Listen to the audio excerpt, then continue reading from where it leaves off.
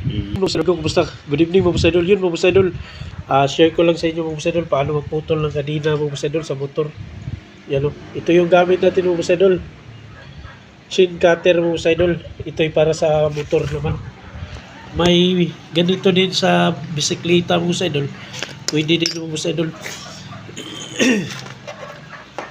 Kung napapansin nyo, Boss Idol, maluwag yung kadena, Boss Idol. Putulan nyo lang ng isa, Boss Idol. Kumbaga, isang ganito tapos may isa, Boss Idol, kasi hindi mo naman pwede dito kasi hindi yan madugtong sa lock ng kadena, Boss Idol. Kaya dito ka puputol sa isa, Boss Idol, yan o.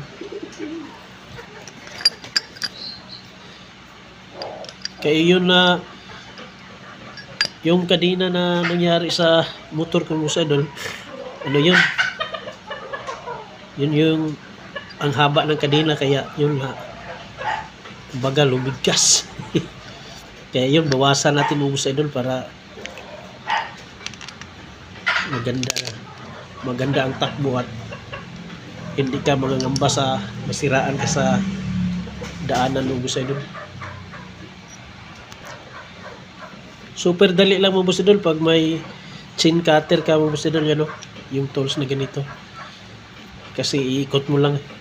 Noon may DIY, pukpukin mo ng hammer, pwede din yun. Ito madali lang din to, Boss Idol, kasi talagang improvise siya na ginagawa para gawin dito, Boss Idol. Yan, tanggal na, Boss Idol, ito yung lock, tapos luwagan mo lang, Boss Idol. Pag luwag dyan, Boss Idol, tanggal na yan, Boss Idol, at saka sisiw lang. Yan yung bolt niya, Boss Idol. Yan o. Madali lang, Boss Idol, o. Pwede mo lang, yan o. Pwede mo lang kamayin. Ito yung tinanggal, Boss Idol. Parang dalawa siya tingnan, Boss Idol, pero isa lang yan kasi makadugtong. Yung isa close, ito close, isa open dito. Yan yung kunin yung, Boss Idol, tapos dugtong mo na uli ang, Boss Idol. You know?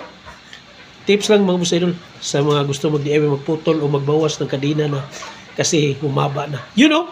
Let's go!